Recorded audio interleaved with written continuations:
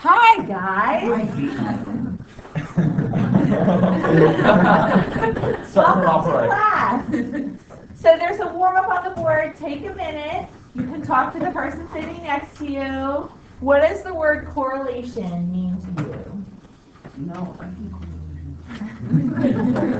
for your contribution to the class. I see.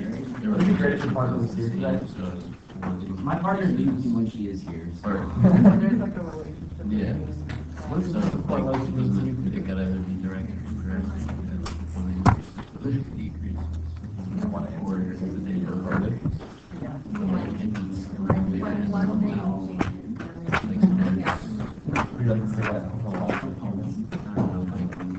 All right, what do you guys think? I'm hearing some good stuff. Jagger. My partner and I came to the conclusion that correlation just means that there's some sort of link between the two values, and they're somehow affected by one another or affected by the same tertiary values. Okay. Guys, anyone agree with that? Have something to add? Have something to... I think it was you guys saying... Direct and indirect correlation. So what do you mean? Like... I think a direct correlation would mean that as one thing happens to one variable, the same thing happens to the other variable as far as like trends are concerned. Okay. And indirect would be the opposite. So one variable would be affected one way, the other variable would have an opposite result. Okay. So as one goes up, the other goes down, basically. Yeah. Right? Okay. Anything else to add? All right. Basically, is there a relationship between the two variables, right? That's what correlation is. So, guys, here's our agenda. So we're starting chapter 3 today, okay? We're going to go over, oops, that should say chapter 2.2. Sorry. Why did I have to align my board? I know.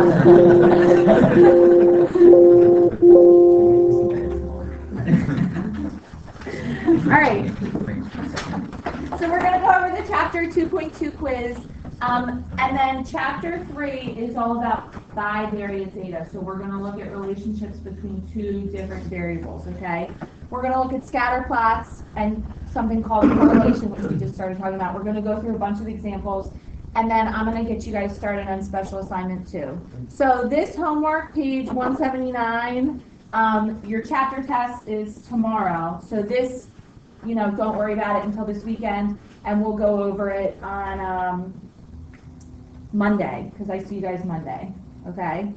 So chapter 2 test tomorrow, and then your special assignment 2, which I'm going to give you today, you're going to actually have a paper involved, a short paper, and a brief presentation. Both of them, they're pretty short and sweet. They're both going to be on the next block day, which is the 12th, which is on a Monday. All right? Okay, so your quizzes, a couple general comments. So on number 1A, you have to use the 6895-99.7 rule. So you draw your picture, and your answer here using that rule would be 83.85%, approximately 83.85%. So if you use the Z table, and if you looked up your Z scores, and if you got 84, again, that's using the Z table, so I want you to use that rule. All right, a general comment on all of number 1 was you have to draw your pictures. Make sure you're drawing your pictures, maybe make sure you're labeling the appropriate area, or shading in, the appropriate area. Letter B, when you interpret your answer in plain English, you need to say something like, okay, so the weight that I got was 62.5 kilograms, so therefore, approximately 45% of runners weigh less than 62.5 kilograms. Questions so far? Okay. Really, the rest of them, you guys did a good job with D. So C should be approximately 34.46% of runners weigh more than 65 kilograms. D, how much do the heaviest 10% of runners weigh? So the heaviest 10% of runners weigh approximately 69.244 kilograms or more, right? Because it's the heaviest 10%. Most of you guys got that, okay? All right, on the back side, you guys did a good job with this in general too. So the normal probability plot, what does it tell you about the distribution of the population of wingspan lengths? Is it normal? No. So write a sentence or two to justify your answer. And a lot of you guys wrote good stuff, but again, like some of you wrote almost like too much. You know, you didn't really need to go into so much detail. When we look at a normal probability plot, we're looking for the shape of it, right? This shape is not what? Straight. It's not linear. So really all you had to say was that the normal probability plot follows a curved pattern. Therefore, that's evidence that, you know, this distribution of the population of wingspan lengths is not normal. Only a couple of you just wrote things like it follows an exponential pattern or something like that. Do we know that it's exponential? Just be careful with saying things like that. And actually, you're going to see in today's lesson, be careful using those kinds of words unless you know it's exponential, okay? So, you know, just say something like it's curved, or in some of the normal probability plots, they'll look like an S shape. Like you could say something like that, or like, yeah. So you don't have to don't use that term exponential. And then it says, you know, what do you think? Describe the shape and any important features of the distribution.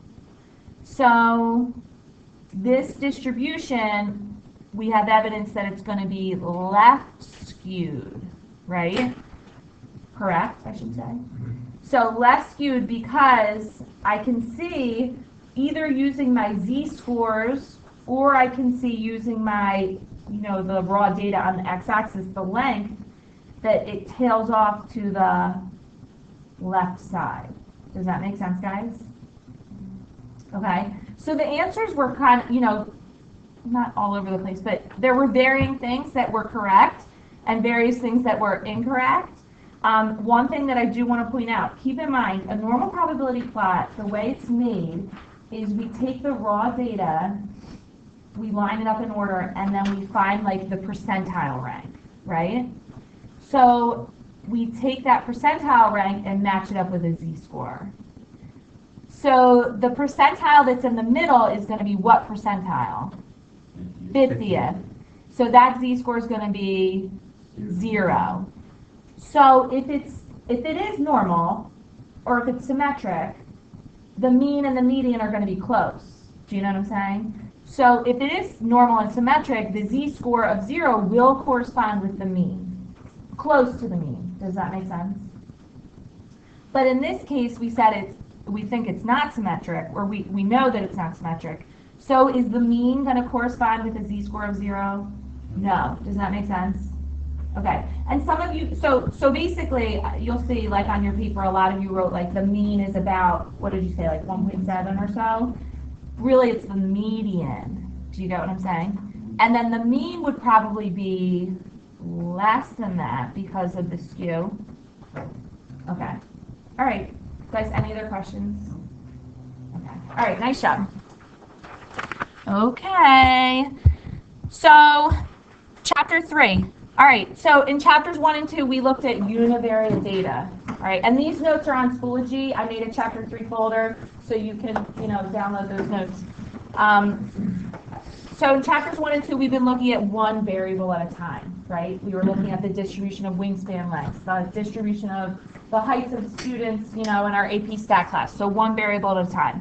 Now we're going to look at bivariate data, 2 variables at a time. So we want to look to see if there's a relationship between the quantitative variables, okay?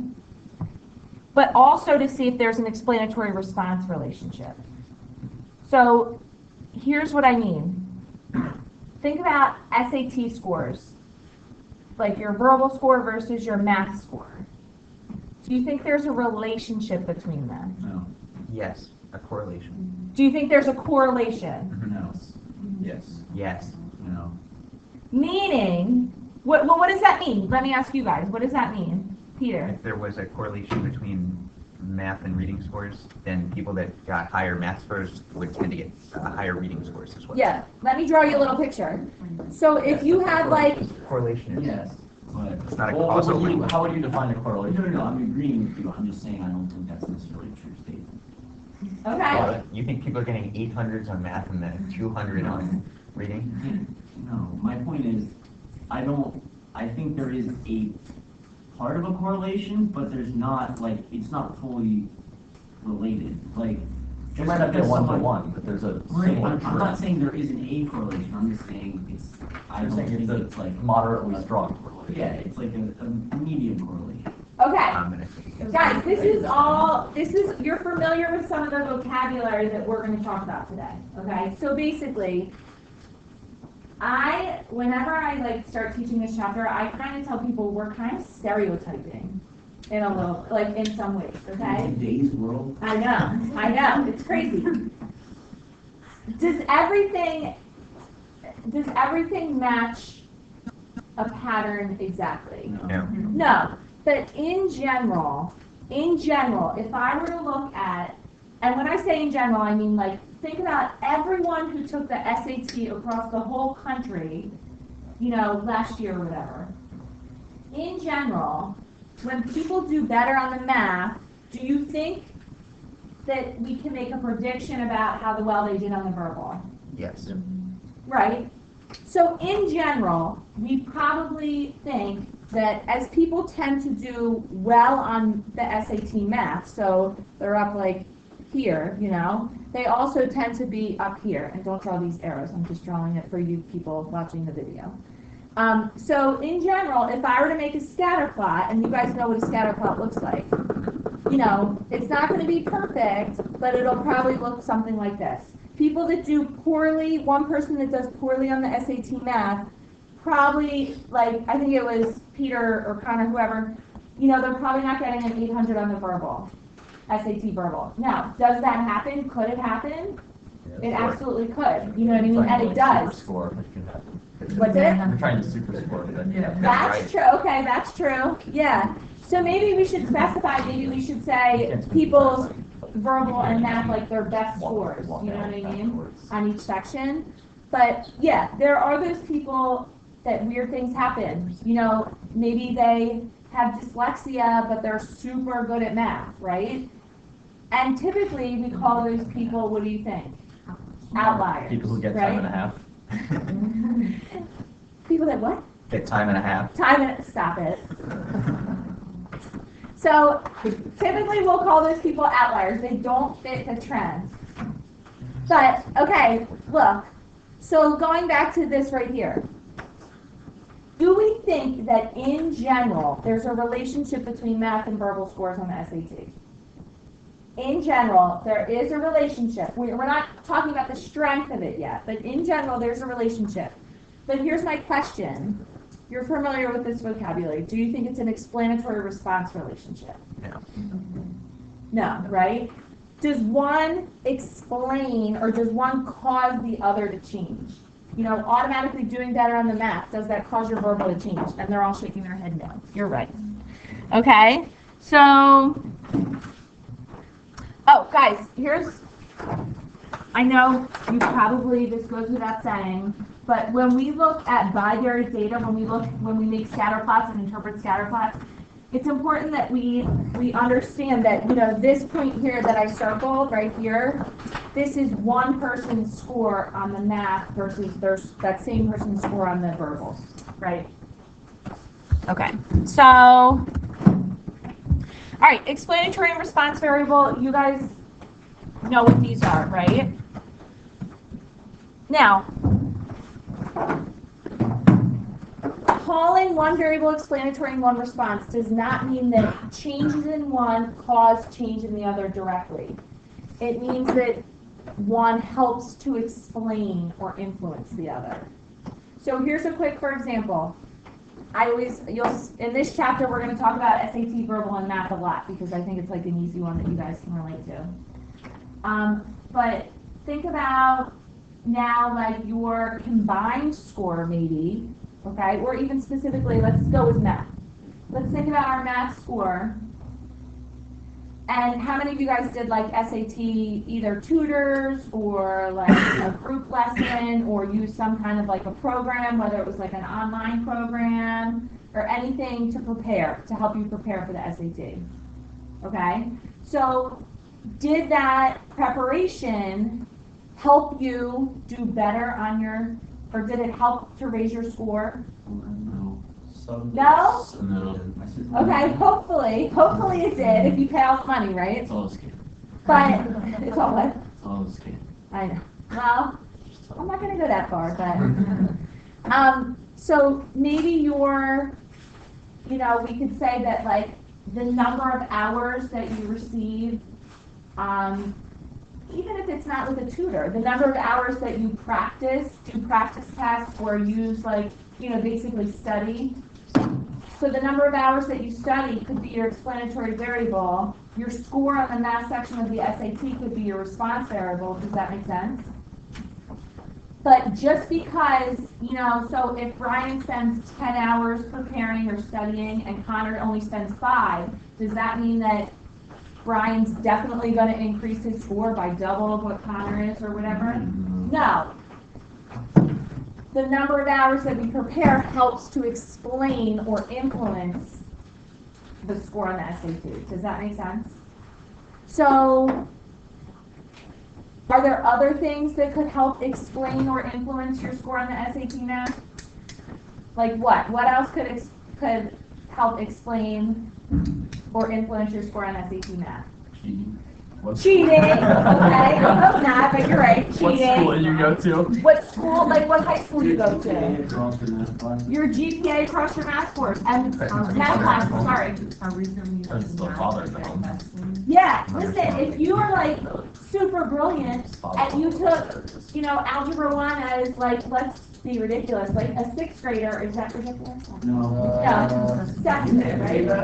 Yeah. So I think there have been some. So let's say you took Algebra 1 in 6th grade, Geometry in 7th, Algebra 2 in 8th, you know what I mean? And then you're like taking like Calc BC in like 10th or 11th grade when you're taking SAT math. Yeah, that stuff is not on the SAT, right? So maybe that is going to hurt you. These things we call, do you guys remember? Other things that affect lurking variables. Yeah, lurking variables. Yeah, so these are all like lurking variables. So that's why when we have an explanatory response relationship, we can never really say that the explanatory variable directly causes the response variable to change. Do you understand that? And that's going to be important because you know how we use these like fuzzy words in this class, like approximately and things like that, you know. Be very careful. You don't ever want to say like X causes Y. You know what I mean? Okay. All right. I know Miss Chang, that is really sad when Jagger does that. Stop it. Connor. Oh my God. Hands back on. All right, get out your book and look at page 173, Okay. number 3.1 and 3.2. So page 173 to 174, I'm going to give you guys like maybe 4 minutes, it won't take you very long, to go through exercise 3.1 and 3.2, okay? So you can just talk in your groups. Go ahead. I really hate Peter. So Jagger, Alright, what we were talking about earlier. so- Stop being such a Marxist. So, as before, meaning like even when we looked in chapter 1, chapter 2 at univariate data, if you have a set of data, the first thing you're going to do is you're going to plot the data, okay? So before we were making like, you know, stem and leaf plots, histograms, dot plots, whatever. Now we're going to make a scatter plot with our bivariate data, okay? So plot the data, compute numerical summaries, so we're going to get to that later in the chapter as well. and then look for overall patterns. That was like our socks, right? So that was in chapter 1 and chapter 2, we were looking for socks.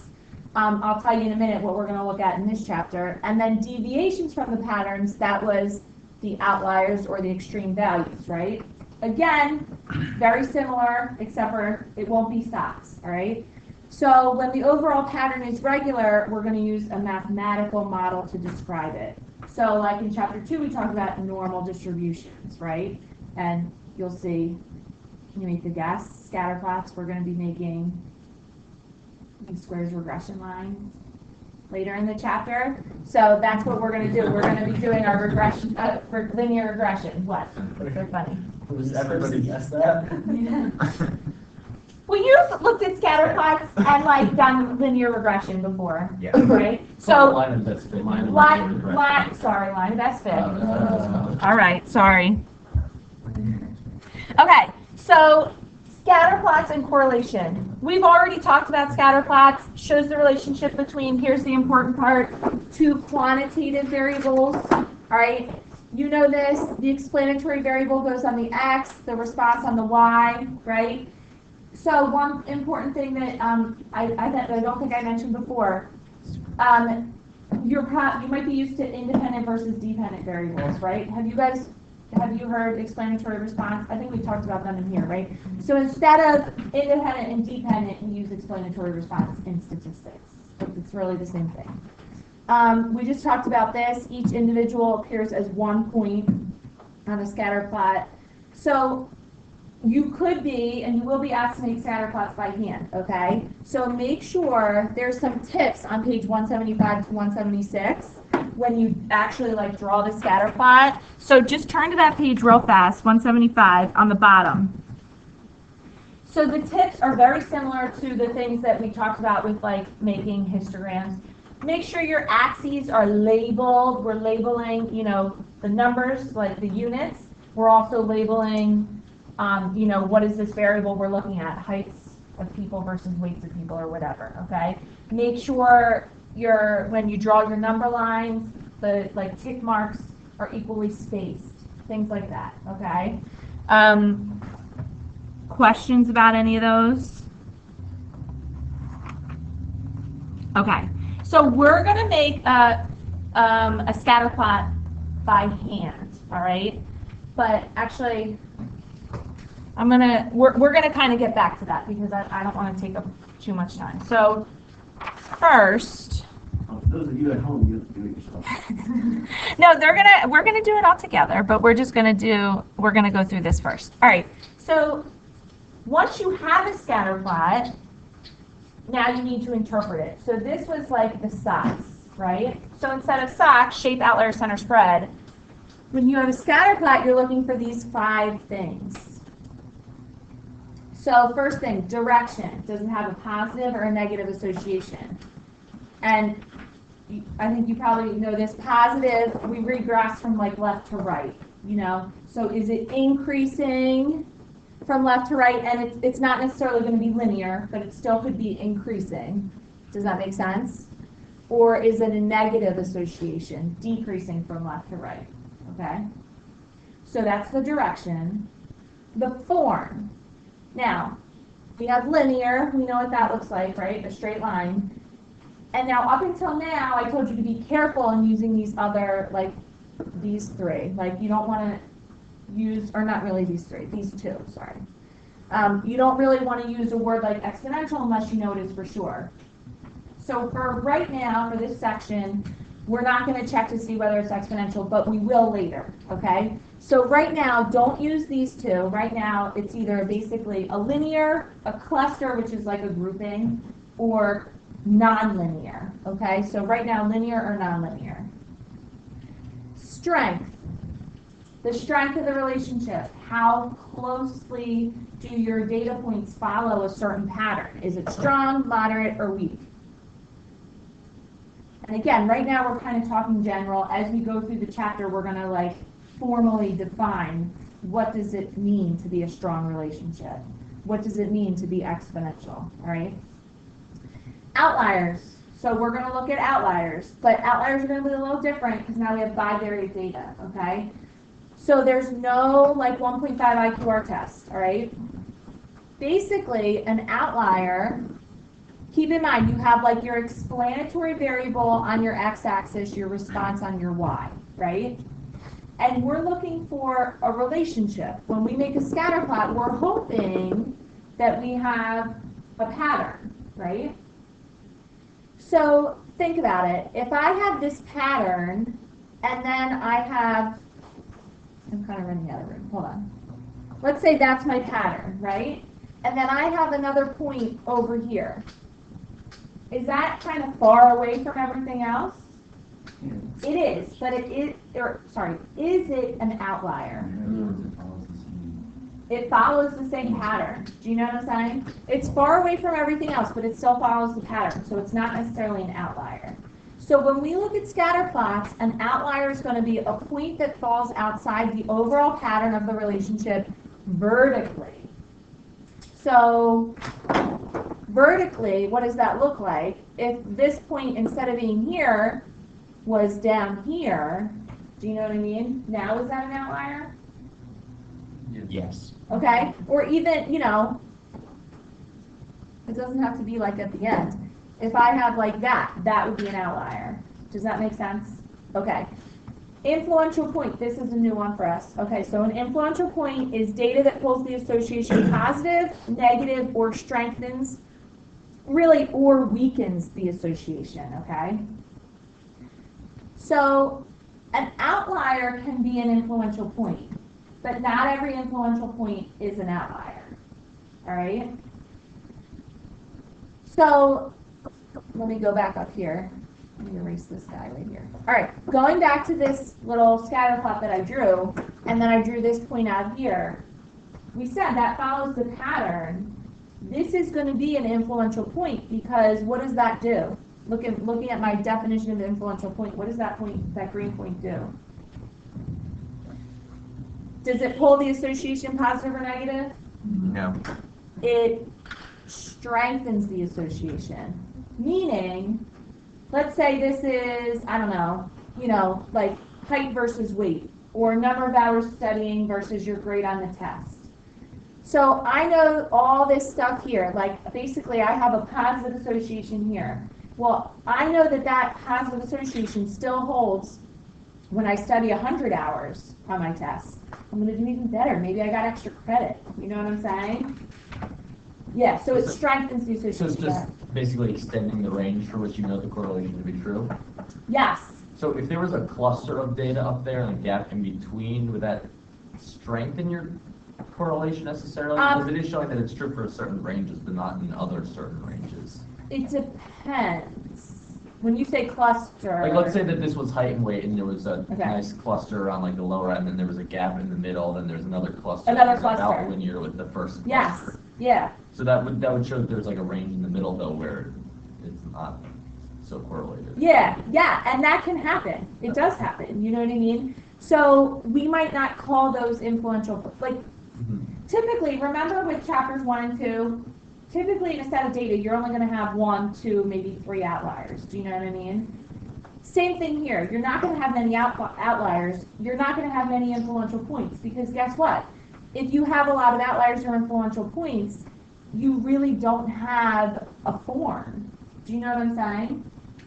Like, let's say I take my picture that I have here and then I start adding all these, let's call them outliers, right?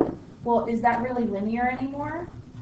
No. So it's not really an outlier. It's just that I don't have a form.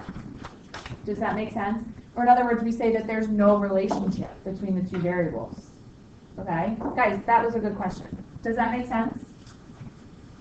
All right, so I'm going to quickly go through. These are just, you know, not real data. This is just to kind of show you, all right? In figure 1, whenever I ask you to describe the relationship, okay, you need to talk about those 5 things. Direction, form, strength, outliers, influential points. So figure 1, what's the direction? Positive. Positive. What's the form? Linear. Linear. The outliers? None. None. Influential points? None. None. Does that make sense? Strength. Okay. Oh, sorry, gosh. Yeah, strong. Strong. Good. All right, figure 2, almost the same except for what? What's the only difference? Negative direction. It's negative, right? Okay, figure 3. So is there a direction? No. Is there a form? No. So we would say in figure 3, basically there's no relationship between the two variables. And when we say we want like a relationship, if I go back to like figure 2, for example, remember the explanatory variable is like what you control, right? So you want the explanatory variable, you want to be able to make a prediction on the response variable. You know what I'm saying? So for example, if I were like out over here, can you make a prediction, like this x value, can you make a prediction about where y is going to be? Yes, sir. Probably like here. Do you know, does that make sense? Like somewhere like there, right? If I were to give you an x value, so like let's say right there, can you make a prediction about y? No. Y could be down here or it could be up here. It could be the min, it could be the max, it could be somewhere in the middle. Do you know what I'm saying? So there's really no relationship, right? Figure 4, what's the direction? Positive. Positive, form, linear. This strength Strong. is going to be not weak. All right, here's a So common. compared to figure 1, maybe it's not as strong, but like, as far Still as pretty data good. goes, that's pretty strong. Good observation, Connor. Listen, and the word weak, when we say weak, weak means that there's no relationship, okay? So this would be weak. Do you know what I'm saying? Okay, and I'm glad that came up because that's a common, like, So what do you misconception. say for direction? Just nothing? So this direction, number 4, you mean? This would be positive, linear, and I would say this would be moderate to strong. Do you think? Yeah. And have you guys heard of like an R value before? Okay, we'll talk about that. We'll talk about, yeah, you don't need to know what it is now, but right now it's hard to kind of be like, I don't know, you know, but eventually you're gonna have like a cut and dry, like rule to follow, okay? So moderate to strong. Outliers, None. influential points? None. Okay, all right, so just a couple more like quick examples. Let me go through here. So, like this one right here. Remember, we can't say that it's exponential yet. It's non-linear. We just say it's nonlinear. What's the strength? Strong. Strong. Or, yeah, we can't say it's quadratic or exponential or anything like that, okay? It's strong, it's just nonlinear, okay? Make sense? So relationships can be strong. How about this one down here? I'd call that no relationship. Yeah. Again, think about the explanatory variable. If I give you a value for the explanatory variable, can you make a prediction about the response? No. No, right? What's it? This is little dot and operated problem. Oh, this one? Oh, yeah, I'm sorry. This would be a what? What do you think? Outlier. Outlier. Outlier and an influential point. Yeah. Okay. Good. How about this one here? This is a Outlier. outlier. Okay. Is there ever gonna Would you really call that an influential point though? Because all it really does is makes the slope of the regression a little bit higher. Yeah. It's sort of Can like, we look say at, all outliers are influential points? No, not this. No. Influential points are a lot of times outliers, but not all outliers are influential points. Okay. Wait, does someone else have a question? Okay. This guy right here. That's an outlier. Okay. So I just want to show you one quick thing. There's a software program called Fathom, okay? And this is a statistical software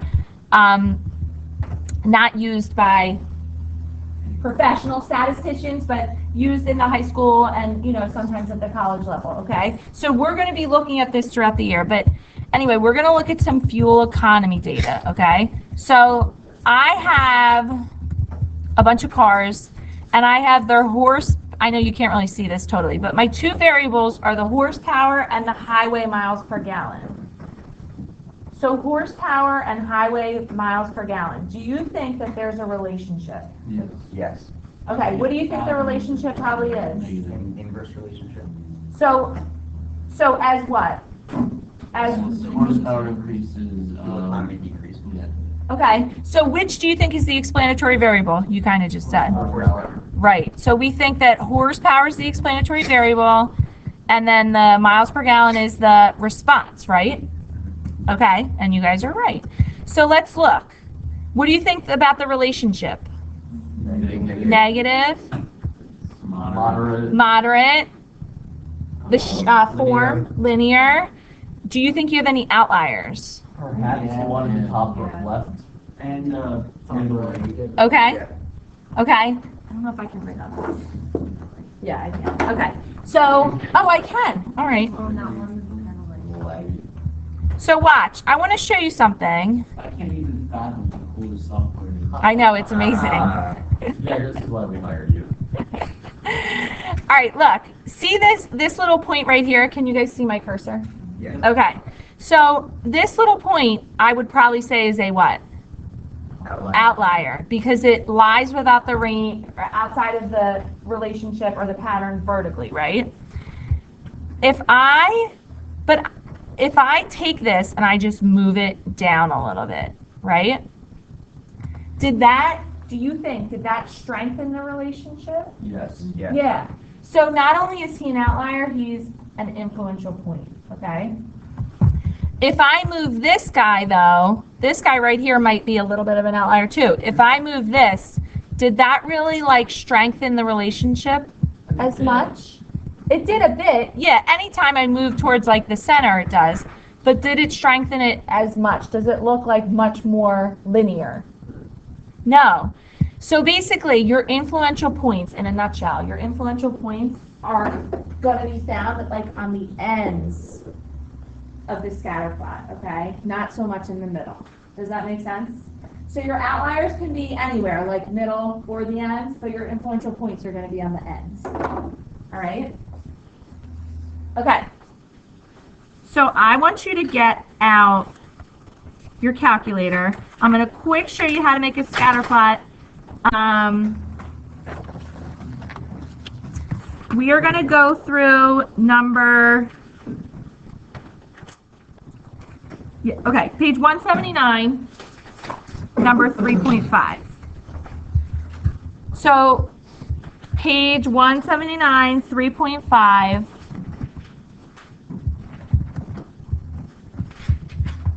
Get this data into your calculator.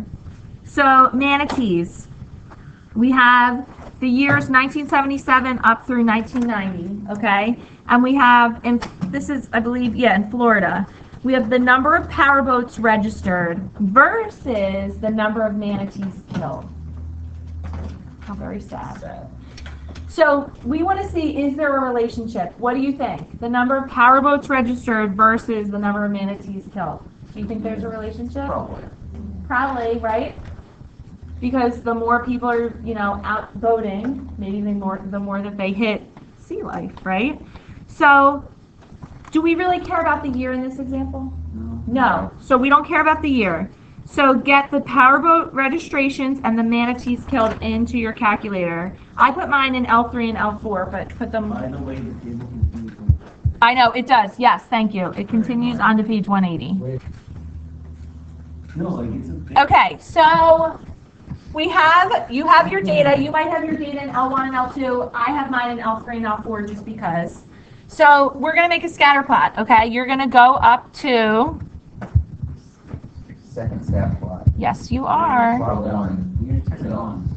Scatter plot. So we're going to the one that looks like a scatter plot. Yep, Yeah. turn it on. That one is your scatter plot. Just pay close attention to which one you put, because now you have to make a determination. X list is going to be your explanatory variable. Y list is going to be your response. So pay close attention to that, okay? And then you can do zoom Wait, 9. Go ahead. Wait, what's it? Oh, I did L1 and L2. Thank you. Thank you for the reminder. So I need to change this to L3 and L4, but yours might be an L1 and L2. Zoom 9. So that's what your scatter plot looks like, right? Yes? No? Does look like a giraffe. What? Yeah, You guys are crazy. Totally The done. giraffe doesn't have legs really, but I can definitely. Yeah, Oh my honestly, God. that's giraffe here, people. All It has right. a tail too. It does have a back leg. So please don't say that the form is giraffe-like. All right. Totally looks like a giraffe. Or a So, kangaroo. part A, we want to examine the relationship between number of powerboats The kangaroo. and number of manatees. Which is the explanatory variable? We already answered that. The powerboats, right? Part B, make a scatter plot. Done. What does the scatter plot show about the relationship? Is there a relationship? Yes. Yep. Yeah. The relationship is that as the powerboat registration increases, what happens to the manatees? More died. Yeah, the number of deaths or more of the manatees died. That would be the relationship. Does that make sense? Okay.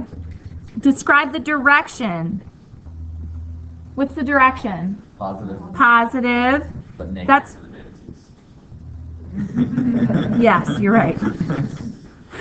That was part C. So part D, describe the form. Approximately linear, right? Describe the strength. What do you think? Strong. It's pretty. Moderately strong. It's pretty. I would say it's pretty strong. That's strong. Yeah. Do you have any? Keep in mind, nothing's going to be perfect. And as you see more of these, you'll get more of like, oh, okay, this is what strong looks like. This is what moderate looks like. So listen. What about outliers? The book doesn't ask about outliers, but do you have outliers? No. Influential points? No. No.